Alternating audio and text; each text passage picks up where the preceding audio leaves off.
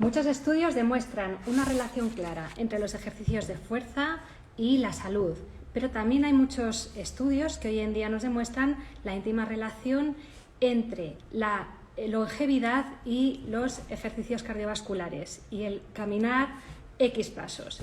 De todo esto vamos a hablar con David Ponte, Full Músculo. Para los que no le conozcáis, os dejaré el link aquí debajo y estoy encantada de presentároslo. Para los que no le conozcáis, voy a darle paso, que debe estar ya por aquí.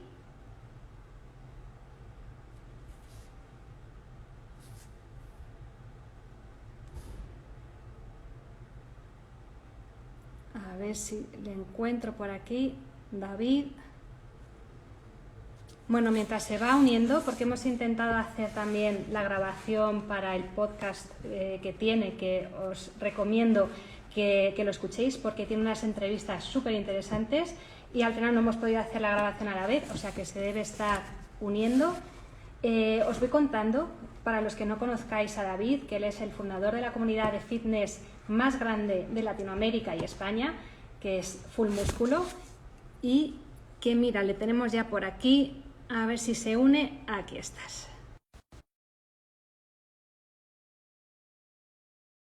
Hoy aquí conmigo y con todos vosotros.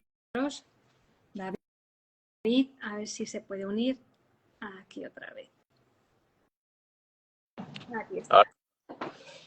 Hola David, ¿qué tal? ¿Cómo estás? Muy bien, ¿y tú? Muy bien. Estaba presentándoles a toda la comunidad, que supongo que la mayoría te conocerán, pero bueno, me gustaría que tú también te presentases, porque yo lo que puedo decir de ti, aunque ya he hecho una pequeña introducción, es que eres el paciente más empoderado que yo he tenido y realmente me siento muy orgullosa de tener pacientes que entienden mi mensaje claro a la hora de abordar la salud, que es que hay que recuperar el camino de cada uno hacia la salud. Y en este sentido, tú eres un gran ejemplo de un paciente que consiguió no solamente mejorar su salud, sino además ser un modelo a seguir y para mí un ejemplo claro de cómo hay que perseverar, cómo hay que empoderarse y también para mí una suerte aprender de pacientes como tú, que bueno, pues tenemos la suerte muchas veces los médicos de aprender muchísimo de nuestros pacientes. Así que David, sin más, te dejo que te presentes y luego dejaremos abajo tu link para los que no te conozcan, que supongo que te conocerán la mayoría, pero por si acaso me gustaría que te presentaras. Mira, yo la verdad, bueno, a mí no, obviamente estoy acostumbrado a hacer yo las entrevistas y no a que me entrevisten, así que para mí es un poquito extraño, pero no me gusta definirme, o sea, por lo que hago ni por lo que soy tampoco, además tengo un background de ingeniería informática y bueno, me abrí poquito a poco un huequito en el mundo de la salud y del fitness, pero me gusta definirme más bien por lo que intento hacer en redes sociales, que es básicamente ser un canal a través de la cual pues, profesionales como tú o como tantos de los cientos que he entrevistado pues tengan para llegar al resto de la población, porque sé que son profesionales que se ocupan en otras cosas y yo pues soy el que intenta juntarlos a todos en conferencias o llevarlos al podcast también. Y a mí de verdad me hace mucha ilusión yo también estoy muy orgulloso de haber sido paciente tuyo porque aprendí un montón. Te recomiendo a cualquier persona que me encuentro que tiene cualquier cosa, siempre le digo, la doctora Camino Díaz, escríbele, porque de verdad que fuiste muy importante en toda mi recuperación. Los 2 últimos años para mí han sido espectaculares de cómo ha dado una vuelta de prácticamente 360 a mi vida, de todos los cambios que he conseguido, revertir una migraña que tenía de por vida, que me habían dicho que tenía que aprender a vivir con ella, más nunca tuve migraña. Estreñimiento que podía pasar 3 y 4 días sin ir al baño, más nunca he tenido problemas de estreñimiento. O sea, de verdad que ha sido un camino bastante duro, eso sí. Da mucho miedo el transitarlo, pero cuando lo transitas, primero informándote y formándote, que fue lo que me dediqué a hacer yo, y segundo, de la mano de profesionales como tú y como tantos otros que hay allí fuera, de verdad que es un camino que vale la pena recorrer. Ya sé que tú eres muy humilde, pero realmente también has ayudado a muchas personas porque en tu comunidad, si quieres contarnos un poco en qué consiste, para que la gente, pues si se anima, pues sepa que tiene el acceso a un espacio de fitness y de mejoría de la salud a través de, bueno, pues de lo que has creado tú. Por cierto, que también tengo aquí el libro has escrito recientemente y que os recomiendo porque además me gusta mucho que lo puedes abrir por cualquiera de las páginas y ya te llevas una información súper valiosa. No es necesario de estos libros que tienes que empezar desde el principio hasta el final y son 100 dosis de ciencia, que una de las cosas más interesantes y que más agradezco cuando veo toda la información que compartes es que va todo basado en estudios científicos, no solamente en opinión, porque en este mundo ya sabemos que hay mucho opiniólogo y bueno, pues el tener una evidencia científica para poder dar solidez y que no se quede solamente en modas o en opiniones es súper importante. Así que cuéntanos, ¿cómo funciona tu comunidad? Mira, realmente, bueno, todo comenzó, yo empecé vendiendo suplementos, que parece paradójico porque a día de hoy hay mucha gente que cree que yo estoy en contra de la suplementación. Pero a día de hoy, bueno, me di cuenta después de muchos años trabajando, tengo un equipo obviamente de profesionales de la salud, de la nutrición, del entrenamiento, y me di cuenta que pues, una persona no tiene cierto margen para progresar, pero queda siempre limitada cuando lo ayuda solamente en entrenamiento, cuando lo ayuda solamente en alimentación. Y al final creamos eso, que he empezado a crear programas junto con también otros profesionales de más de asesoría integral, de formación también. Tenemos un programa, por ejemplo, de salud hormonal femenina dentro de la comunidad, uno también de dieta cetogénica que hice junto con Filugo, programas de pérdida de peso que son bastante integrales y bueno, por allí, pero realmente la parte que más me gusta a mí es la de divulgación, de investigar, de entrevistar, de divulgar en redes sociales, la parte que realmente más motivación me trae en el día a día. Sabes que compartir ya no solamente lo que vamos aprendiendo, sino lo que vas mejorando en tu salud, ¿no? Y compartir esos pasos que has ido dando para encontrarte pleno de energía, pleno de salud, de no tener dolores, no tener síntomas digestivos, encontrarte en plena forma.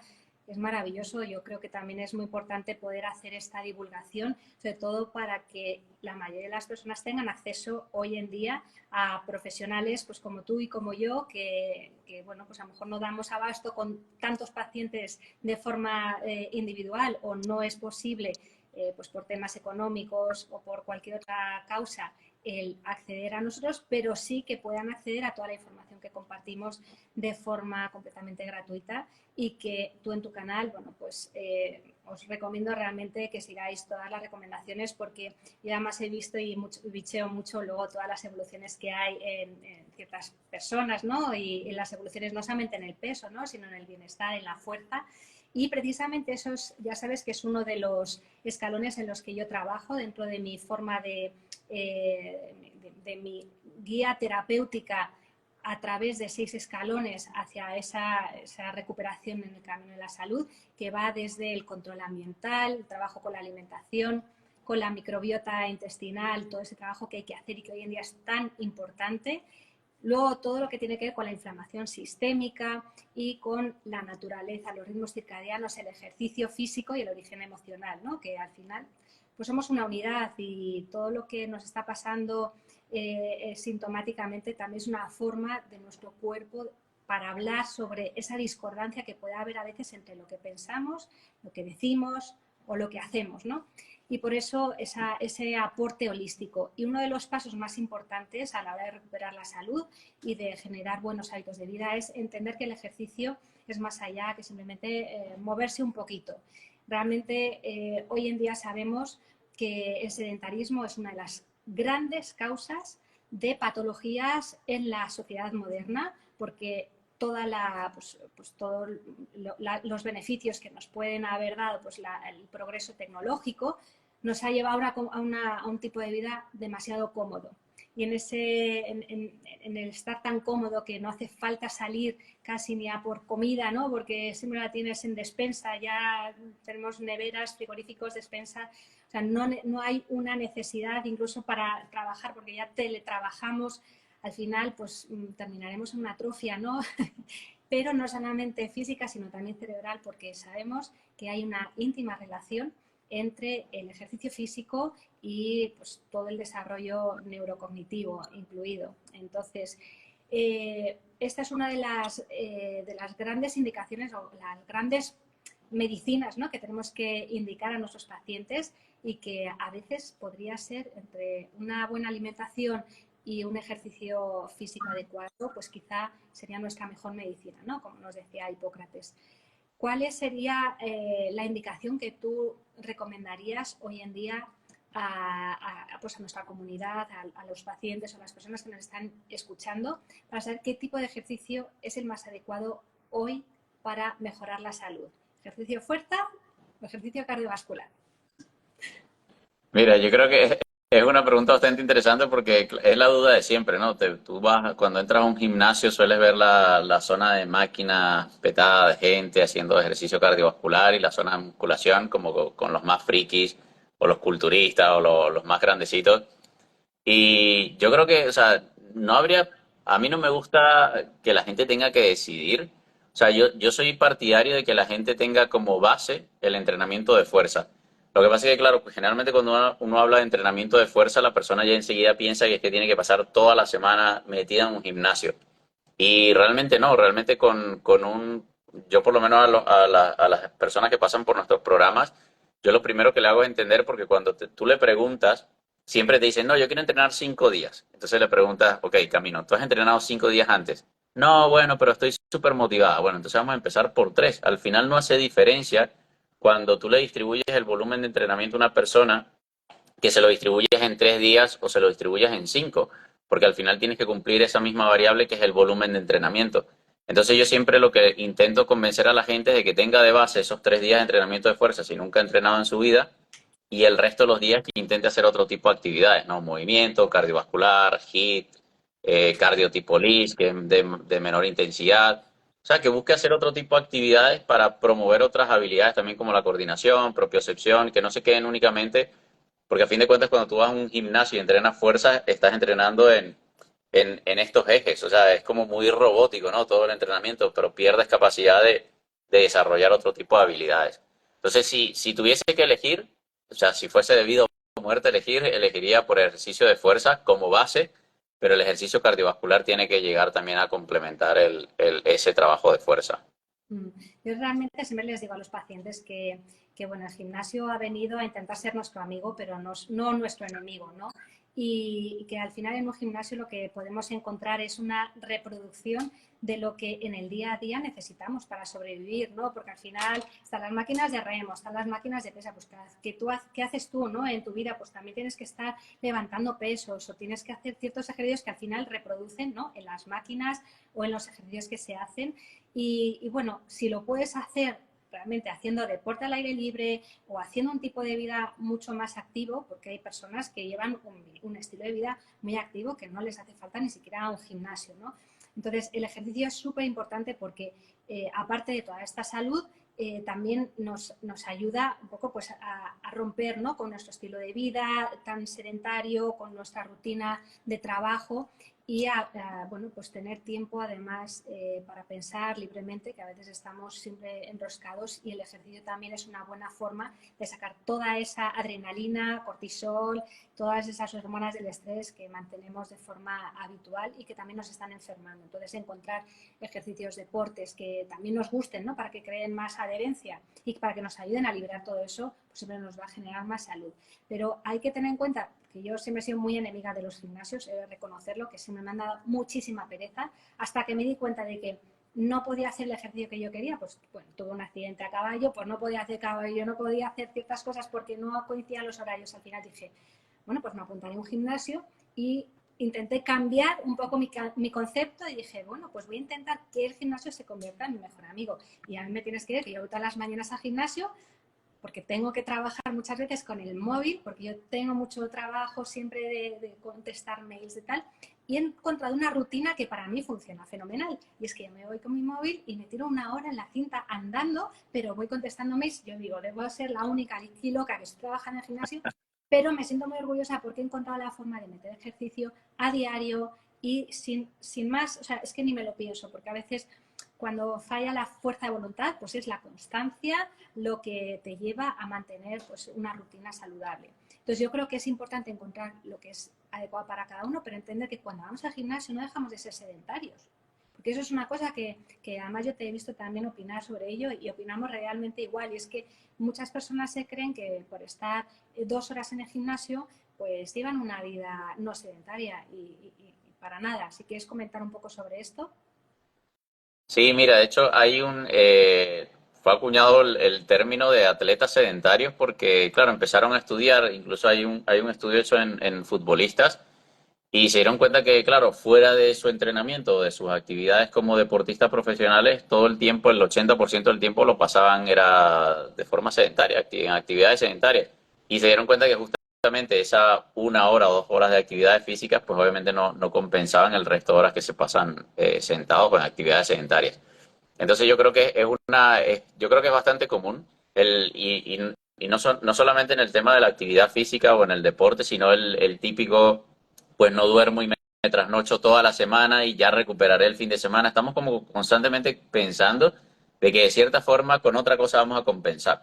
Y a día de hoy, pues el descanso no lo puedes compensar por mucho que uno lo intente recuperar. Con el entrenamiento pasa igual. Si pasas todo el día sentado, un trabajo sedentario, no vas a compensarlo con 1 hora de actividad física o con 2 horas.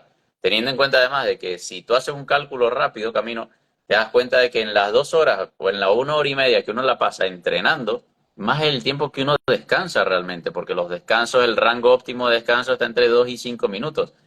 ¿Y cuánto te puede durar una serie? 30 segundos. Entonces, más es el tiempo realmente que la pasa la gente sentada en el móvil, descansando, que realmente venciendo una resistencia. Entonces, claro, hay que hacerle entender a las personas que obviamente el entrenamiento de fuerza es importante. Si van al gimnasio, no los quiero desmotivar tampoco que no vayan a entrenar, pero que no es suficiente solamente con ir al gimnasio y entrenar. Hay que buscar acciones para en el día a día movernos un poco más. Ujú. Si te parece, vamos a ir a algo muy básico porque entiendo que en tu comunidad todos estarán más puestos, pero a lo mejor en la mía hay muchas personas que seguro que luego me preguntarán, bueno, pero ¿cuál es la diferencia, ¿no? entre el ejercicio de fuerza y cuál es la diferencia entre un ejercicio cardiovascular? ¿Cómo lo podrías diferenciar o cómo podrías definirlo de forma sencilla? Mira, de forma sencilla, un entrenamiento de fuerza lo que buscas es ejercer una fuerza o vencer una resistencia, básicamente. O sea, viéndolo en cualquier entorno. Yo siempre digo que el cuerpo no entiende de espacio, sino entiende de estímulos. Da igual que estés en tu casa, en el gimnasio, en un parque, tu cuerpo va a tener que vencer estímulos. Venga del plano en el que lo estés enfrentando. Y el ejercicio cardiovascular más bien lo que busca es aumentar un poco también lo que es el ritmo cardíaco, aumentar también la temperatura corporal y ponernos en movimiento. Entendiendo también de que, bueno, el año pasado salió un estudio de que habla también un poco de los famosos, la cantidad de pasos que hay que dar y tal, pero se dieron cuenta de que no valía solamente con caminar, sino que tenía que tener cierta intensidad, ¿no? No es como que te vas al mall de shopping, ok, estás caminando por lo menos, pero hay que darle también algo de intensidad a esos pasos para que tengan ese efecto justamente en la salud y la longevidad. Exactamente.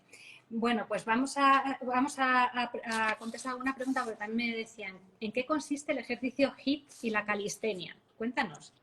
Mira, el ejercicio HIIT realmente es ejercicio cardiovascular, solamente lo que se busca es más intensidad por intervalos muy cortitos de tiempo.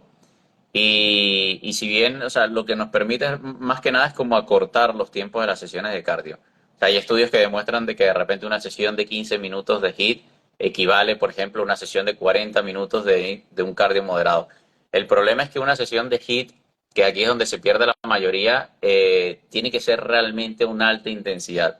Entonces, claro, ¿qué tipo de personas suele buscar este tipo de ejercicios? Personas con sobrepeso u obesidad. Entonces, realmente no llegan muy posiblemente a la intensidad necesaria como para que tenga ese mismo efecto que una sesión más larga. Entonces, por eso es que aquí hay que también, es un poco como funcionan las técnicas avanzadas en el mundo de la fuerza, el entrenamiento de resistencia.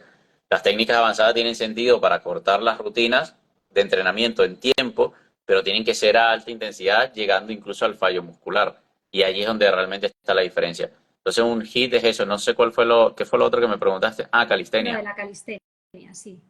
Sí, es entrenamiento igual de fuerza o de resistencia que se le suele llamar, es vencer una resistencia, pero utilizando tu peso corporal, utilizando barras. Básicamente es aprender a dominar el peso de nuestro cuerpo en barras o al aire libre. Yo, cuando me preguntan a mí, ¿no? Porque yo muchas veces recomiendo pues lo que sea más posible dentro del ritmo de vida hoy en día, para sacar tiempo y les digo, mira, el ejercicio HIIT es como si estás paseando tranquilamente por, pues eso, vas al trabajo y de repente vas a ir a por el autobús y ves que viene que se te escapa. Ese es un ejercicio de alta intensidad en el que vas corriendo que se te escapa, ¿no? Y realmente lo que nos dicen los estudios es que ese ejercicio de corta intensidad pero tan fuerte, pues puede compensar o puede equivaler a haber estado paseando durante una hora tranquilamente, pues por el parque o por el barrio de tu casa o por el campo, ¿no? Entonces, el entender que al final el cuerpo, a través de esos estímulos, luego va subiendo, ¿no?, el metabolismo basal y hace que el resto del tiempo que estás sedentario, también estás aumentando esa tasa, ¿no?, quemando esas calorías de más. Entonces, creo que es importante también entender que cuando hay poco tiempo hay ciertos trucos en los que se pueden aprovechar este tipo de técnicas, ¿no? Y no hace falta tener un gimnasio porque con el propio peso, pues con esa calistenia, pues podemos aprovechar nuestra propia fuerza e ir de alguna forma incrementándola, ¿no? Porque una de las cosas más importantes también es cómo ir aumentando esa carga de fuerza, ¿verdad? Cómo ir para que tengas cada vez más composición muscular, ¿no? Dentro de esa composición, esa masa muscular vaya creciendo, cómo ir aumentando la carga de fuerza, que lo puedes hacer con tu propio peso, ¿no?, y en tu propia casa, aumentando pues con cosas que puedas hacer en casa, kilos de arroz o de lo que tengas, o en un gimnasio ir aumentando, ¿no?, esa carga de fuerza con las pesas, o cómo lo indicas tú. Mira, realmente el progreso dentro del entrenamiento de fuerza es bastante intuitivo. Hay varios estudios que demuestran que incluso sin indicaciones de un profesional, la persona, o sea, no somos tontos, ¿no? Vamos al gimnasio, agarramos una pesa pequeñita, ya luego la siguiente semana ya esa pesa de repente se te queda corta o 2 semanas después y por como somos, por justamente somos seres humanos y vamos a buscar siempre ir a más, ¿no? Vamos a agarrar luego la de 7 y luego la de 10. Entonces, de forma intuitiva es muy fácil progresar porque básicamente vamos a ir queriendo buscar más en el peso. Luego no únicamente es el peso, como esa variable de progreso, se puede progresar mejorando la técnica, solamente con eso ya es progreso. Se puede mejorar aumentando las repeticiones, aumentando la intensidad, aumentando el peso, como ya lo había comentado, y luego metiendo más cantidad de series. Entonces realmente hay un estudio de hecho que compara cómo progresaba una persona teniendo indicaciones de un profesional y dejándolos a otro grupo, haciéndolo de forma más intuitiva. Y se dieron cuenta que no había tantas diferencias como se hubiese pensado. La persona siempre va a querer progresar. Si antes hacía la sentadilla un poquito alta, luego vas a ir bajando poco a poco porque vas ganando movilidad de cadera, movilidad de tobillo, eso te da más rango de movimiento. Entonces, de forma intuitiva es muy fácil de progresar en el mundo del entrenamiento. Uh-huh. Y realmente además hay marcadores de salud y de longevidad que tienen que ver con la fuerza de agarre, ¿no? Y también con el poder ser capaz de levantarse del propio suelo, ¿no? Eso es uno de los marcadores de longevidad, que muchas veces decimos envejecemos porque no hacemos ejercicio, o no hacemos ejercicio porque envejecemos, ¿no? Y al final es una de las formas de mantener esa fuerza de agarre, esa capacidad de levantarte, o incluso de que si te vas a tropezar, pues que no termines generando una fractura de cadera, que es una de las patologías que más mortalidad conlleva, sobre todo a partir de cierta edad. Con lo cual, todo ese ejercicio que se puede hacer de fuerza para mejorar pues esa musculatura, ¿no?, toda la zona pélvica, creo que es importante trabajarla. ¿Eso cómo podrían hacerlo las personas que nos están escuchando? ¿Cómo mejorar esa fuerza de agarre o cómo mejorar la capacidad de levantarse del suelo? ¿Qué tipo de ejercicios podríamos indicarles? Mira, de hecho, veía que alguien preguntaba por el tema porque es típico que te preguntan, ¿puedo aumentar de fuerza o puedo ganar masa muscular a tú pon la edad que quieras, 60, 50, 45, y el año pasado en diciembre salió un estudio que demostraba que a los 85 años se podía ganar igual o aumentar masa muscular básicamente de forma similar que a los 65. Yo tengo una cliente que tiene 64 años y te lo juro, Camino, tiene mejor físico y mejor incluso piel, mejor apariencia, mejor cuerpo, mejor composición corporal que muchas clientas que tengo de 20 y de 30. Entonces te das cuenta de que la edad es un número y depende también del contexto porque el cuerpo se va a adaptar al contexto. Entonces, por eso te das cuenta de que hay personas que envejecen mejor que otras, dependiendo del contexto en el cual se trabaje. Ujú. Mi recomendación es siempre, tú lo comentabas antes, de mirar un poco más o menos cuáles son los movimientos que uno utilizaría en el día a día, pues levantarse de una silla, pues hazte unas sentadillas, ¿no? Si te caes y te tuvieses que levantar, pues hazte unas flexiones. Realmente se necesita muy, muy poco para progresar. Hay tres ejercicios que, digamos, serían como los principales, que podríamos estar hablando de sentadillas, dominadas y flexiones. Luego de repente podríamos incluir peso muerto, pero ya bueno, habría que trabajar un poco más la técnica en peso muerto. Pero solo con eso, yo tuve una cliente hace un par de años que solamente haciendo sentadillas, ella no hacía más nada, solamente sentadillas un par de veces al día y lo que hablabas tú antes, con cambios también a nivel integral, ¿no? Tienes que cuidar la alimentación, exposición solar, ritmos circadianos y cuando tienes un buen entorno a nivel hormonal, tienes salud metabólica, el cuerpo responde bastante fácil. Ujú. Claro, también hay que entender que el músculo es un órgano metabólico y que hay muchas personas que se acomodan o que ponen su salud en manos de los médicos o de los sanitarios específicos, pensando que son ellos los que se tienen que ocupar pues de que no haya una osteoporosis o de que le puedan dar X para su osteopenia o para cualquier otro problema articular, muscular, cuando realmente lo que sabemos es que según va mejorando esa masa muscular, hay una síntesis de ciertas hormonas que nos ayudan a estar mucho mejor, no solamente endorfinas, pues también a nivel metabólico, una disminución de la resistencia a la insulina.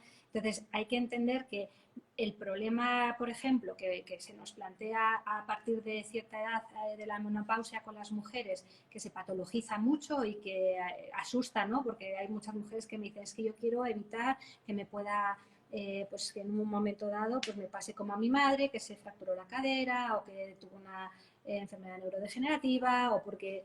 Entonces, yo siempre les digo, es que no es cuestión de dar algo, sino de ayudarte a que no lo necesites. Claro, eso es cambiar un poquito el concepto, porque estamos muy acostumbrados, ¿no?, a que nos den la solución. Pero la solución muchas veces está dentro de uno, por no decir casi siempre. Y, por ejemplo, para tener unos huesos fuertes y una buena musculatura y que haya una buena absorción de calcio y de todos los minerales que necesitamos para que esos huesos estén fuertes y potentes, no es tanto el dar tanto calcio, que además incluso en algunas ocasiones puede ser hasta contraproducente si no se da asociado a magnesio, a vitamina K2, etcétera, sino que lo que hay que ayudar es que haya un impacto óseo, ¿no? Que además se sabe que a través del taloneo, por ejemplo, pues caminando o haciendo algún deporte de impacto, ese taloneo es mucho más importante que tomarse cualquier suplemento de calcio. Yo sé que tú eres también muy de antisuplementos hasta que hacen falta en un momento dado, pero entender esto también es una corresponsabilidad con nuestra propia salud, que esa es la mejor forma de que a través de tu propia alimentación va ese hueso a absorber todo el calcio que estás metiéndole en vez de descalcificándote si sigues tomando tanto café, fumando o no haciendo ejercicio. Mire, y de hecho hay un estudio interesante que leí hace un par de años que comparaba un poco el tema de los ciclistas con lo que sucede con los astronautas, que cuando se van al espacio pierden densidad ósea porque obviamente sin la fuerza de la gravedad no hay impacto y no hay justamente o sea, ahí te das cuenta lo necesario que es incluso el impacto, lo que tú decías, para generar, para promover esa densidad ósea. Incluso hay, bueno, hay estudios que demuestran cómo en lesiones, sobre todo en articulaciones, mejoran justamente cuando la persona corre y genera ese impacto, porque a fin de cuentas hay muchos sistemas en nuestro organismo que dependen del movimiento y eso es lo que la gente no entiende. Problemas de varices en mujeres, por ejemplo, dependen de esas valvulitas internas que tenemos para el retorno venoso. Hay muchos sistemas, son realmente muy pocos los órganos que pueden funcionar únicamente por activación muscular. Prácticamente todos los demás necesitan ese apoyo o necesitan del movimiento como tal. Uh -huh. Entonces, claro, cuando entiendes esto y cuando ves, te fijas cómo está hecho el cuerpo, cómo está compuesto, te das cuenta que es literalmente el propósito de nuestro cuerpo es moverse. Cuando le quitas ese propósito, pues se empieza a deteriorar, es normal. El cuerpo de forma inteligente no va a derivar recursos a algo que uno no está utilizando. Exactamente. Para mí fue un antes y un después. Me acuerdo hace muchos años cuando yo todavía pasaba consulta en un centro de salud, que yo estaba de médico de familia muchos años. en varios centros de salud, por el barrio, bueno, en distintos sitios. Y recuerdo preparar una sesión clínica, porque siempre entre los médicos pues hacemos sesiones clínicas para el resto del equipo y bueno, pues se van actualizando diversas patologías y bueno, a mí me tocó pues hacer una actualización sobre el tratamiento de la osteoporosis precisamente.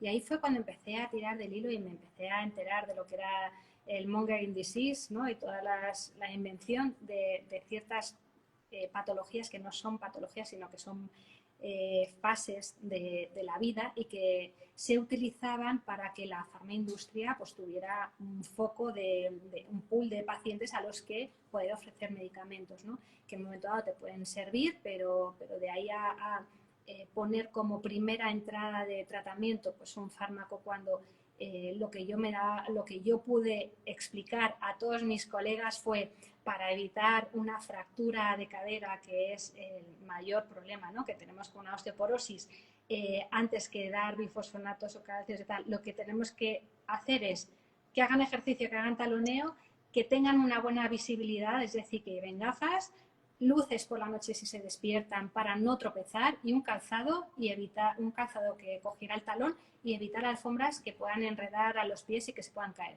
Claro, cuando yo les decía esto me decían, bueno, pero digo, es que lo otro es que debería ser el último escalón de lo que tendríamos que estar recetando. ¿Qué hacemos en consulta? Cuando tenemos 6 minutos, pues lo primero que hacer es un medicamento que es más rápido que estar dando todo este tipo de información. Pero al final pues necesitaríamos pues, muchos entrenadores personales, ejercicio que se pudiera recetar desde los propios centros de salud y mucho nutricionista antes de poder pasar a un tema más farmacoterapéutico. Para mí esto fue un antes y un después. Ahí fue cuando empecé a decir, aquí hay muchas cosas de las que a mí no me han contado y aquí hay que empezar a investigar por uno mismo. Eso fue algo muy revelador, la verdad, muy impactante. Sí, ahí es cuando te das cuenta que claro, y el problema es ese, que al final es una industria centrada en fármacos y la gente lo que busca es eso, busca el atajo. Por eso es más fácil que alguien te pregunte por un suplemento, que te pregunte por una pastilla, que te pregunte realmente cuáles son los hábitos. Y yo lo que intento siempre hacerle ver a las personas es que al final cada uno aquí tiene el cuerpo perfecto para el estilo de vida que lleva. O sea, en estos días alguien me comentaba en redes sociales que el cuerpo es muy desagradecido porque dejas de entrenar y pierdes los resultados. Y yo digo, no, lo que pasa es que tú no has entendido todavía que ese es el propósito de tu cuerpo. El propósito del cuerpo es moverse y vencer una resistencia. Y él se adapta a moverse y a vencer una resistencia. El problema está en que la persona cree, ok, ya lo conseguí, ahora vuelvo a mi estilo de vida anterior y pues obviamente tu cuerpo se va a adaptar al contexto. No va a Exactamente. derivar recursos en mantener algo que uno no está utilizando. Uh-huh. De hecho, Entonces, cuando entiendes eso, te cambia la perspectiva con el estado mental con el que haces el ejercicio. exactamente. De hecho, es una de las cosas que me pasa a mí cuando yo trabajo con mis pacientes el tema de la alimentación. Les digo, es que yo lo que te voy a poner no es una dieta. Yo no trabajo con dietas, yo trabajo con la información que tú necesitas para entender qué tipo de alimentación te va a dar salud. Porque eso es la alimentación que vas a tener que llevar de por vida. No está exenta de que puedas hacer de vez en cuando alguna excepción y que puedas disfrutar de la vida, que yo creo que también pues hay que entender que somos seres sociales y que hay muchos estudios que no están hechos, porque yo estoy convencida que segregamos muchísimas endorfinas, yéndonos de cañas con los amigos y teniendo un entorno social, todo lo que sabemos que es el ambioma, pero entendiendo que en el día a día el 90%, el 80% de las veces lo que tienes que hacer es un tipo de alimentación saludable. Y claro, pues es lo mismo, hasta que la gente no lo entiende, no se da cuenta que no estamos hablando de una dieta, sino de un cambio en el entendimiento de lo que va a ser la nutrición a partir de entonces. Pues igual que con el ejercicio y entender que tu cuerpo está hecho y diseñado para moverse, para poder pues utilizarlo para todos los recursos que tú necesitas, para alimentarte, para criar a tus hijos, para todo. Entonces ahí es donde todas estas comodidades pues nos han ido enfermando. La verdad que hay que tener mucho cuidado y sobre todo generar mucha conciencia a través de la información, que eso es lo que realmente hago en consulta y sé que tú es donde estás en esa línea igualmente con toda la divulgación. Hay una cosa que también me gustaría hablar porque mucha gente comenta, pero entonces, ¿qué tipo de rutinas de ejercicios puedo hacer dentro de que en el día a día pues intentemos pues caminar más o entre hora y hora que estemos concentrados con el ordenador o con cualquier tipo de trabajo, pues hacer una sentadilla, movernos, que esas son pues tips que ya saben la mayoría. muchos nos dicen en qué momento del día es mejor hacer ejercicio. Según los ritmos circadianos, si habéis leído o habéis visto mis últimos posts, precisamente puse uno sobre ello. Uno de los momentos óptimos para hacer ejercicio realmente sería hacia las 5 de la tarde, que es cuando se ha visto que hay un aumento de la fuerza muscular. Pero también es cierto que a primera hora de la mañana, a las 9 de la mañana, hay como un pico de testosterona que muchas veces también se puede utilizar para hacer todo ese ejercicio y bueno, pues aprovechar al máximo los beneficios de ese rendimiento muscular que vas a hacer. ¿Tú qué es lo que recomiendas? ¿Cómo haces este tipo de indicaciones? Mira, es curioso porque es una pregunta que siempre me hacen y, o sea, la respuesta siempre es la misma. A mí no me gusta hablar de cuándo es mejor o cuándo es peor porque al final va a ser mejor cuando lo puedan hacer, ¿no? El cuerpo se adapta, hay estudios también hechos, por ejemplo, con relación al ayuno, ¿no? Si puedo entrenar o no puedo entrenar en ayuno, si rindo o no rindo. Se ha demostrado que incluso cuando una persona no está adaptada, pues obviamente le va a costar al principio, pero luego se adapta. Entonces es cuestión de tiempo para que el cuerpo se adapte para obtener una adaptación. Es- yo aquí lo veo también como, por ejemplo, en el tema de las mujeres, cuando mucho se habla de cómo entrenar o cómo ciclar el entrenamiento de acuerdo al ciclo menstrual. Obviamente, pues depende mucho de la mujer, porque no todas las mujeres tienen el mismo ciclo, pero las adaptaciones siempre están. O sea, hay estudios que demuestran que las adaptaciones van a ocurrir. Esté menstruando o no esté menstruando, porque es que si no, imagínate, tuviésemos nosotros una ventaja evolutiva y ustedes no hubiesen sobrevivido. Entonces, claro, va a depender aquí de qué es lo que se adecue mejor en cada situación. Si la persona solo puede entrenar en la mañana, yo no le voy a decir es que prefiero que entrenes en la tarde, porque es que no, entonces no va a entrenar. Prefiero que entrene en la mañana a que no lo haga. Entonces siempre digo que el mejor momento para entrenar es cuando realmente tienen tiempo para entrenar ellos. Al final, hay unas pirámides que se llaman las pirámides del entrenamiento de Eric Helms, no me lo he inventado yo. Él tiene unas pirámides, bueno, tiene una de entrenamiento y una de nutrición, y la de entrenamiento, la base es la adherencia.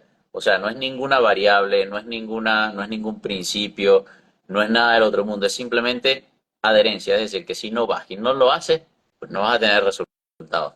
Entonces, si puedes ir en la mañana, entrena en la mañana, si puedes ir en la noche, entrena en la noche. Yo lo que no recomiendo, porque sí sé que hay gente que les da por, no sé por qué razón, entrenar de madrugada. Eso sí que no lo veo conveniente por un tema de ritmos circadianos, de descanso, obviamente, ahí ya entra un tema más de salud que otra cosa.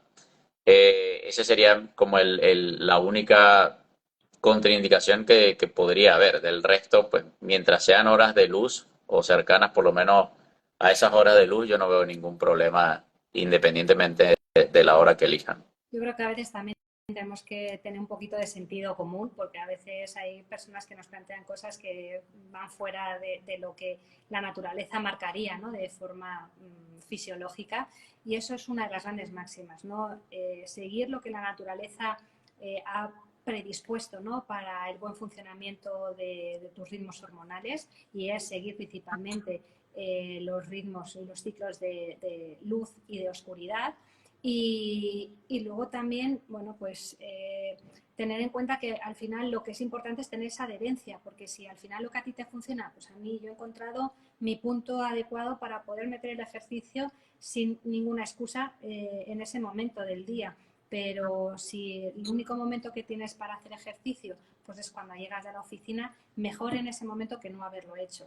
Así que al final, con sentido común bueno, pues entendiendo que el ejercicio es fundamental y hay que meterlo.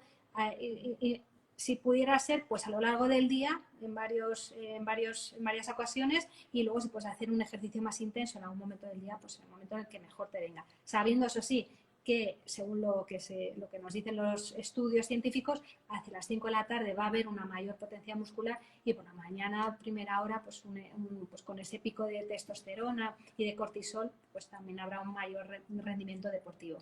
¿Qué es lo que tú recomiendas cuando ya la persona está en el gimnasio o en su casa y va a hacer una tanda de ejercicios? ¿Empezar por cardio o empezar por fuerza? O al revés, ¿cómo recomiendas tú hacer el ejercicio para que sea lo más óptimo? Mira, lo último que leí, porque realmente tengo tiempo que no investigo al respecto, pero lo último que leí que fue cuando escribí el libro, Lo último, la última referencia que tenía era que, y aquí vamos de nuevo con lo que sería lo óptimo de acuerdo a la evidencia y luego obviamente va a depender de cada persona, ¿no? Si solamente lo puedes hacer antes, pues hazlo antes, pero la condición como ideal dentro de todo serían días distintos. Es decir, un día entrenas fuerza y al día siguiente haces tu entrenamiento cardiovascular, para que no haya interferencias, es lo que se busca aquí. La segunda como opción, la segunda mejor opción sería separarlo en horas. Es decir, entre 6 y 8 horas haces tu cardio, 6 horas, 8 horas después haces tu entrenamiento de fuerza. Y la tercera opción sería hacer el cardio después del entrenamiento de fuerza. Es por un tema más que nada de estratos energéticos, para aprovechar justamente todo la fuerza que puedes tener para ejercerla en el entrenamiento de fuerza y no llegar fatigado si hicieras cardio antes. Pero lo que yo le digo, hay gente que luego me dice, bueno, pero es que yo me voy al gym en bici y eso cuenta como cardio técnicamente. O sea, ahí no pasa nada. O sea, si solamente lo puedes hacer antes, hazlo antes. Es preferible lo que hablábamos antes. De hacerlo a no hacerlo, es preferible que lo hagas, porque al final esto también hay que tener en cuenta que la mayor parte de los estudios primero se hacen en hombres y muchas veces se hacen en personas entrenadas o en profesionales, en atletas o personas que ya tienen experiencia. Entonces, claro, ahí lo que se busca es que no interfiera un tipo de entrenamiento con el otro. Pero cuando lo que buscamos es salud, realmente importa poco. Si hay una interferencia, te va a dar igual si haces cardio primero y luego la fuerza y no estás al 100% de ejercer esa capacidad en tu entrenamiento de fuerza, realmente no va a importar tanto porque vas a tener los beneficios igual de ambas. Entonces, ese es como lo que dice la evidencia, pero otra cosa es lo que pueda aplicar la persona, ¿no? Lo que te decías tú antes, un poquito de sentido común es lo que hay que aplicar. Si es la única forma en la que lo puedes hacer, pues también es bienvenido. También hay estudios que nos hablan de que realmente el beneficio que se obtiene para la salud aparece con el ejercicio que se realiza en la primera hora de entrenamiento. Por un poco, pues, por poner en contexto que hay personas que se matan o que se meten unas tandas de ejercicio de 3 horas al día y lo que se ha visto que realmente al final hay una adaptación metabólica, hay una adaptación a todo ese ejercicio y donde realmente se ha hecho un beneficio o el cuerpo ha conseguido mayores beneficios en esa primera hora. Yendo un poco pues a lo que hoy en día nuestra sociedad más moderna y en el día a día en el que nos movemos la mayoría de nosotros, que estamos en la oficina o que estamos con menos tiempo, en esa hora de ejercicio, ¿cómo repartirías tú, pues a lo mejor poder hacer ejercicio de fuerza o ejercicio de cardiovascular? ¿Cuánto tiempo sería necesario dedicarle a cada uno si pudiéramos hacer los dos ejercicios en un mismo día? O bueno, repartido en diferentes días como comentabas, y cómo va el tema esto de las pausas, o sea, hasta qué punto es necesario hacer pausas, no pausas, porque yo sé que en este sentido hay mucha gente que lo desconoce. Cuando dices pausa, ¿te refieres que a los descansos Los descansos, eso es, los descansos entre series. entre series? Mira, con el tema de los descansos, realmente lo que, una vez más, una cosa es lo que dice la evidencia, que demuestra que hay descansos óptimos entre 2 y 5 minutos, de repente por debajo 1 minuto y medio. Yo lo que siempre le digo, porque me pasa mucho sobre todo con las mujeres que me dicen, uy, David, es que 2 minutos se me hace eterno. Si la persona ve que solamente con 30 segundos ya puede hacer otra serie, se tiene que empezar a preguntar si la serie anterior realmente fue efectiva. Porque si te has recuperado tan rápido, es porque probablemente la serie anterior no fue efectiva. Lo que suele pasar, y lo que he visto que pasa, que es lo que suele hacer mucha gente, es que, claro, van y hacen 4 series, descansan muy poquito, entonces lo que generalmente te dicen, uy, David, es que realmente la que siento como intensa o la que me cuesta es la última.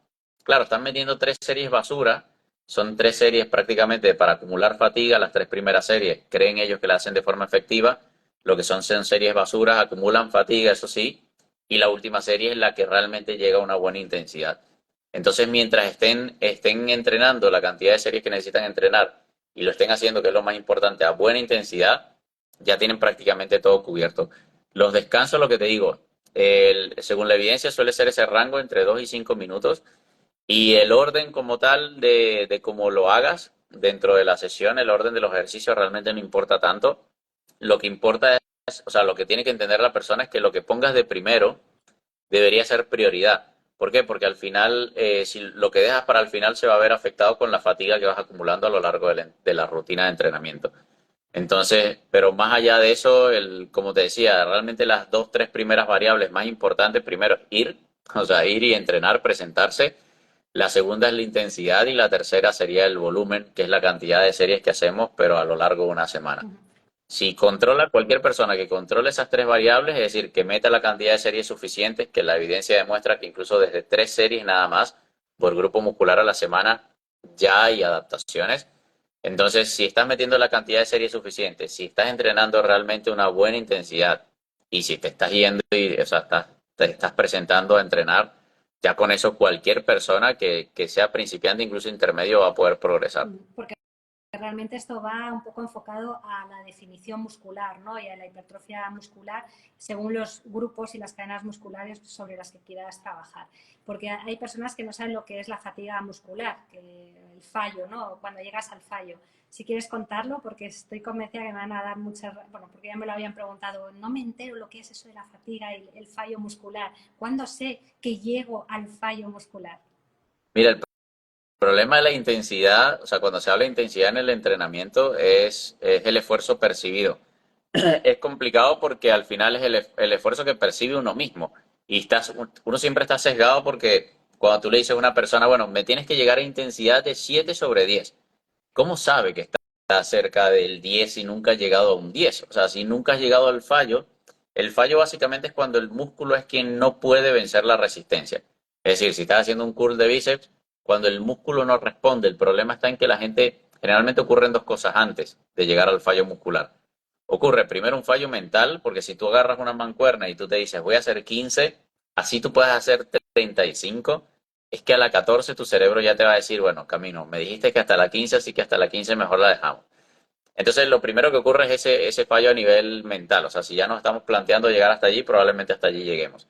Lo segundo que suele ocurrir es un fallo de técnica. Empieza a fallarnos la técnica, empezamos a compensar con posturas, con balanceos, etcétera. Ahí ya habría que abandonar, porque si no empieza a aumentar el riesgo de lesión. Entonces ya si superas esas dos primeras etapas, mantienes una buena técnica y obviamente sabes que puedes ir más allá de lo que te habías planteado, puedes llegar a un fallo muscular.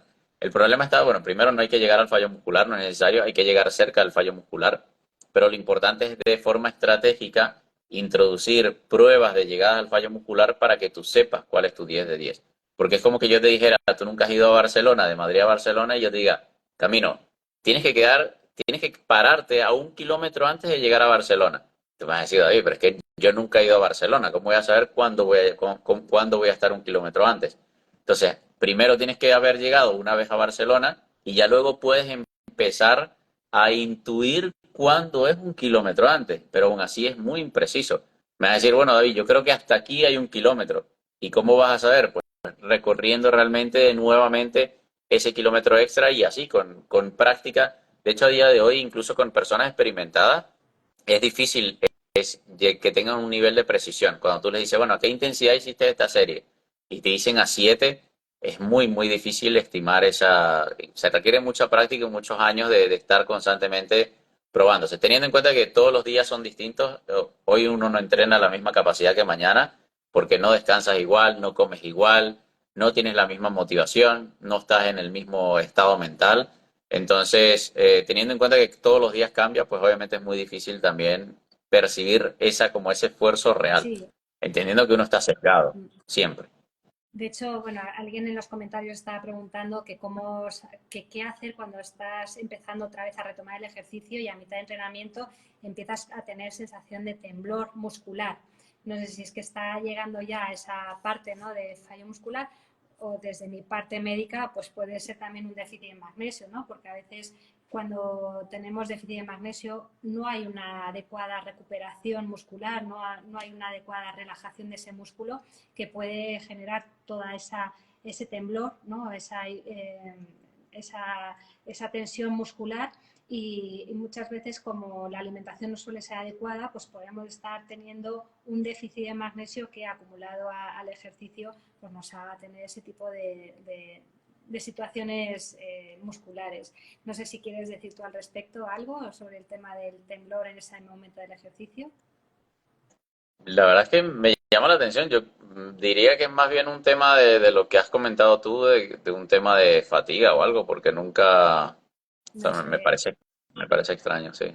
También, de todas maneras, creo que cuando uno retoma el ejercicio, pues tiene que ir de forma gradual y teniendo también la precaución de que o sea, el ejercicio siempre es adecuado, pero los excesos, tanto por falta de ejercicio como por exceso de ejercicio, también son problemáticos para la salud. De hecho, incluso durante la pandemia vimos cómo muchos de los pacientes que más graves se pusieron podían llegar incluso a ser personas que tenían unos entrenamientos y que tenían una forma física estupenda y que hacían, bueno, que eran deportistas incluso de élite, ¿no?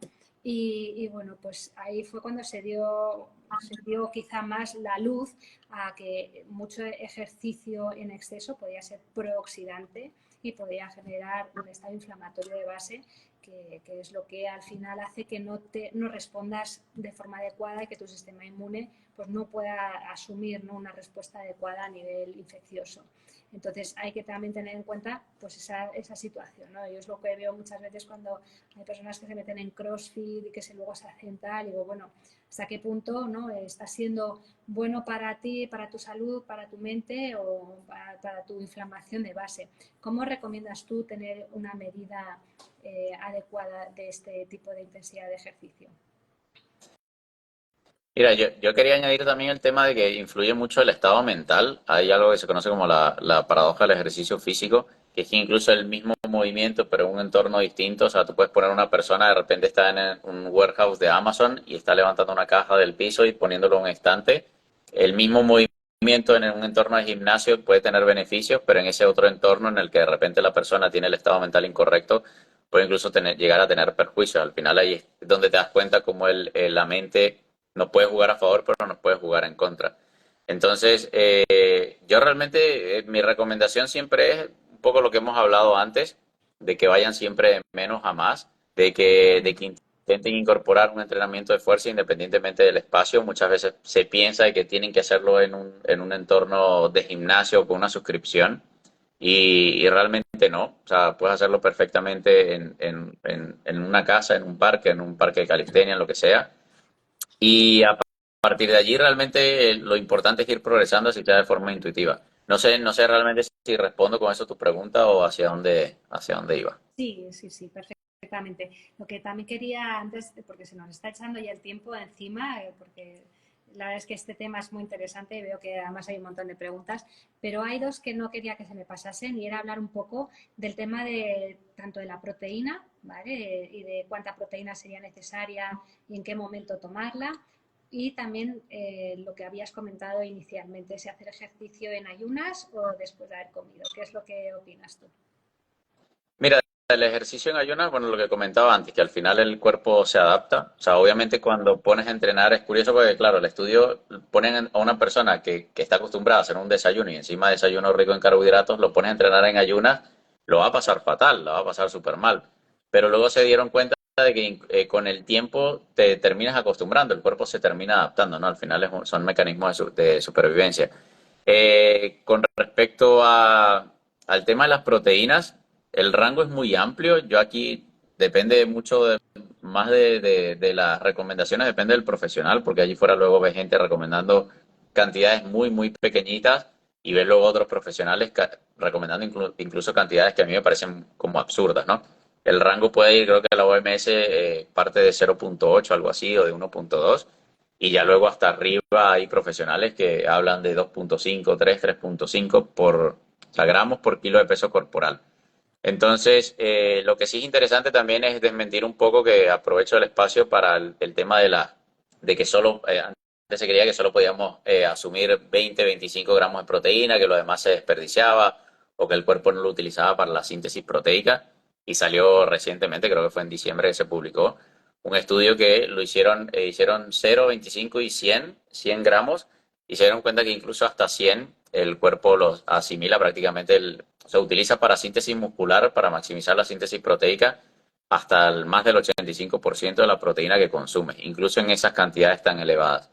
y se habla de que no tiene un límite superior. A día de hoy ese es lo máximo que se ha puesto a prueba, son 100, pero la hipótesis es que pues, pudiésemos aprovechar incluso más, porque al final si no, no hubiese tenido sentido que si cazabas, salías a cazar un mamut, nada más fueses a aprovechar pues, la porción de 20-25 gramos y no una porción mucho mayor. Entonces, nada, pero las recomendaciones van a depender de cuál es el objetivo. A mí no me gusta mucho hablar de recomendaciones en base a objetivo porque creo que la gente también se obsesiona un poco y luego es forzándose a meter cantidades que de repente no son capaces de tolerar, porque estamos hablando de densidad nutricional. Pero por lo menos si tuviese que aplicar una recomendación en base a la experiencia que tengo con asesorados, siempre intento que estén entre 1.6 y 1.8 independiente del objetivo que tengan. Porque en aumento de masa muscular se ha visto que más de 1.8 no hay mayores beneficios. Y en cuanto a pérdida de peso, pues se suele hablar de rangos más altos, pero creo que son porciones que luego la persona no es capaz de tolerar porque es mucha densidad nutricional y genera mucha saciedad.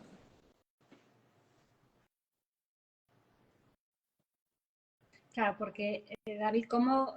Porque una de las cosas más difíciles quizá de calcular es cuántos gramos de proteína tiene un filete que te puedas tomar o un pescado. ¿Cómo calculas cuántos gramos de proteína tiene? Porque no es equiparable al peso, ¿no?, de ese alimento. ¿Cómo se hace esa relación para que la gente que es más, eh, que se está iniciando en este tema, pues lo pueda calcular o lo pueda saber? Mira, yo soy un poco más o menos como de tu perspectiva, porque a mí no me gusta, o sea, nosotros cuando trabajamos con asesorados, no me gusta dar la típica dieta de papelito porque a la gente se le olvida, se le pierde, se la come el perro, lo que sea, y va a volver a lo que ya sabe. Entonces, me gusta es justamente darle las herramientas para que la persona coma saciedad. No me gusta tampoco hacer que la gente cuente cuántas proteínas está comiendo, porque no todos los días son igual, no todos los días vas a necesitar aportar la misma cantidad de proteínas, lo que tú decías. Incluso cuando lo midas, si tú lo mides en una aplicación, suele ser bastante impreciso porque no sabes realmente cuánto de eso tu cuerpo está utilizando para reparar tejidos y cuánto de eso no, para otros procesos. Al final, la proteína no solamente se utiliza para construcción muscular. Entonces, y luego varía, porque si yo les digo pues que una porción de carne tiene 26, varía dependiendo del tipo de carne, de qué tanta grasa tiene, entonces, claro, una forma fácil es hacer por lo menos una especie de conteo de macronutrientes con alguna aplicación, MyFitnessPal, Fat Secret, cualquiera de estas que son gratuitas, para tener una noción de cuánto pueden estar aportando, pero luego se trata de comer hasta saciedad. O sea, se supone que tenemos un mecanismo, lo que pasa es que el mecanismo lo tenemos completamente destrozado, que son las sensaciones de saciedad, lo que es el paladar, etcétera. Entonces, pero la idea es llegar a ese punto en el que tú te puedas sentar, comer hasta saciarte y pues no te importe tanto si quedaste corto o te superaste en ese aporte de proteína. Es que a veces no es tan fácil saber cuánto tienes que comer, ¿no?, para llegar un poco a cubrir las necesidades proteicas sin necesitar pues todos esos batidos que tantos deportistas hoy en día están tomando y que, bueno, pues yo creo que igual que tú, pues intentamos desaconsejar porque a través de una alimentación adecuada puedes conseguir todos esos nutrientes necesarios, ¿no?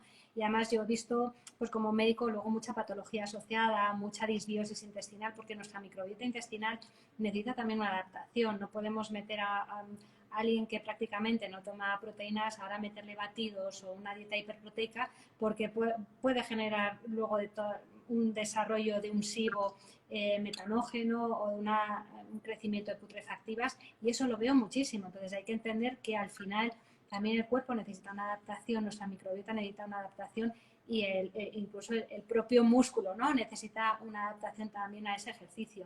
Entonces, bueno, también es importante tenerlo claro, pero también tener unas referencias que a veces no son claras y que no las entendemos a la hora de recomendar pues una dieta con X gramos de proteína específicamente.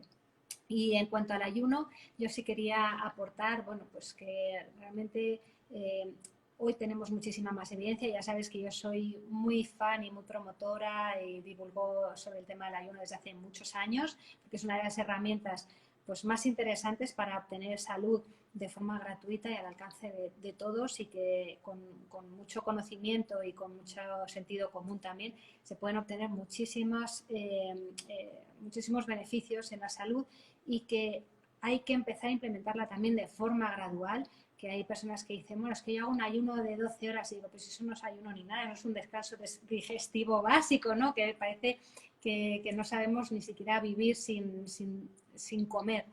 Y cuando empezamos a trabajar con nuestros pacientes, inculcándoles el entender que el descanso digestivo también promueve pues a nivel bioquímico y fisiológico un aumento de la hormona del crecimiento, empiezan, cuantas más horas van pasando, incluso una activación de la autofagia, otros procesos que son maravillosos a nivel de salud, el paciente va poco a poco adaptándolo, y esa adaptación metabólica hace que luego poder hacer un ejercicio en ayunas sea fácil, porque si el cuerpo está acostumbrado a simplemente tirar de la energía de lo que acabas de comer, pues no puedes hacer un ejercicio en ayunas de la noche a la mañana. Esto implica una adaptación en la que durante el tiempo que se come hay que bajar ese índice glucémico, hay que bajar hidratos de carbono, que estamos inflándonos en un tipo de alimentación que nos ha llevado nuestra sociedad moderna, llena de cereales, llena de hidratos de carbono, de azúcares, de refinados. Ir bajando poco a poco para que el cuerpo empiece a poder tener unos niveles de insulina mucho más estables, y luego poco a poco ir aumentando las horas de ayuno para que el cuerpo tenga cada vez mayor flexibilidad metabólica, y en un momento dado pues poder hacer incluso ese ejercicio en ayunas para poder sacar el máximo beneficio tanto del rendimiento muscular como de todos los beneficios que implica en la salud pues ese ayuno. Siempre con una buena hidratación, que eso es fundamental. Y bueno, ese es mi aporte también con el tema del ayuno, que mucha gente también me preguntaba. Y nada más, sé que se nos está yendo ya el tiempo y nos tiraríamos aquí horas y horas hablando, David. Para mí ha sido, vamos, un lujo tenerte y poderte entrevistar, que siempre haces tú de entrevistador, así que hoy hemos cambiado los papeles, y te lo agradezco mucho que hayas compartido conmigo y con mi comunidad pues todos tus conocimientos, y nada más.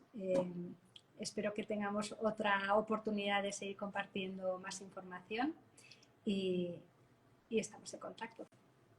Seguro que sí, ¿no?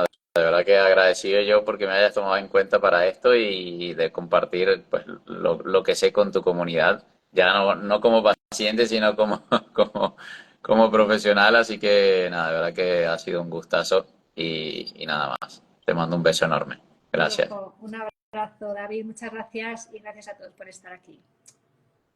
Gracias.